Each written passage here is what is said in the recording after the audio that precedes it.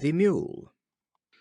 A Mule, frolicsome from want of work and from overmuch corn, galloped about in a very extravagant manner, and said to himself, "My father surely was a high mettled racer, and I am his own child in speed and spirit." On the next day, being driven a long journey, and feeling very weary, he exclaimed in a disconsolate tone, "I must have made a mistake. My father, after all, could have been only an ass." The Cat, the Weasel, and the Rabbit.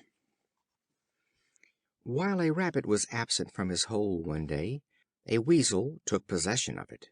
On the Rabbit's return, seeing the Weasel's nose sticking out, he said, "You must leave this hole immediately. There is only room for one, and it has always belonged to me and my fathers before me." "The more reason that you should give it up now," said the Weasel, "and leave its possession to me." As they could not settle the dispute, they agreed to leave the question of ownership to a wise old Cat, to whom they went without more ado. "I am deaf," said the Cat. "Put your noses close to my ears." No sooner had they done so, than she clapped a paw upon each of them, and killed them both. The strong are apt to settle all questions by the rule of might. The Rat and the Frog. A Rat, in an evil day, made acquaintance with a Frog, and they set off on their travels together. The Frog, on pretence of great affection, and of keeping his companion out of harm's way, tied the Rat's foot to his own hind leg, and thus they proceeded for some distance by land. Presently they came to some water, and the Frog, bidding the Rat have good courage, began to swim across. They had scarcely, however, arrived midway, when the Frog took a sudden plunge to the bottom, dragging the unfortunate Rat after him.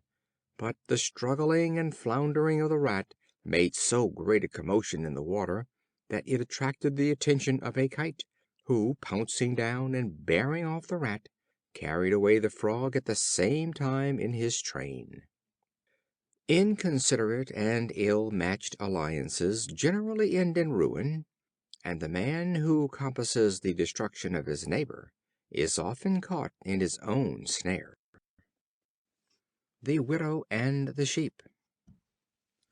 There was a certain widow who had an only sheep, and wishing to make the most of his wool, she sheared him so closely that she cut his skin as well as his fleece. The Sheep, smarting under this treatment, cried out, "Why do you torture me thus? What will my blood add to the weight of the wool? If you want my flesh, dame, send for the butcher, who will put me out of my misery at once. But if you want my fleece, send for the shearer, who will clip my wool without drawing my blood."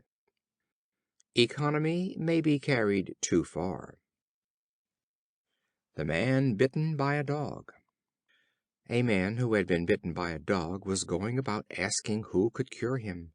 One that met him said, "Sir, if you would be cured, take a bit of bread and dip it in the blood of the wound, and give it to the Dog that bit you." The man smiled and said, "If I were to follow your advice, I would be bitten by all the dogs in the city." He who proclaims himself ready to buy up his enemies will never want a supply of them.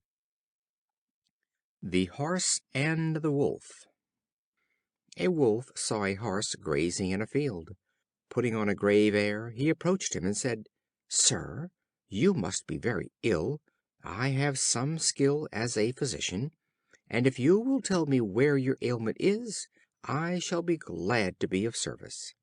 Said the Horse, "If you will examine my foot, you will find what ails me." But as the wily Wolf approached him, with a kick he sent him flying into the air. The Goatherd and the Goats. It was a stormy day, and the snow was falling fast, when a Goatherd drove his goats, all white with snow, into a desert cave for shelter. There he found that a herd of wild goats, more numerous and larger than his own, had already taken possession. So, thinking to secure them all, he left his own goats to take care of themselves, and threw the branches which he had brought for them to the wild goats to browse on. But when the weather cleared up, he found his own goats had perished from hunger, while the wild goats were off and away to the hills and woods. So the goatherd returned a laughing stock to his neighbors, having failed to gain the wild goats, and having lost his own. Those who neglect their old friends for the sake of new ones are rightly served if they lose both.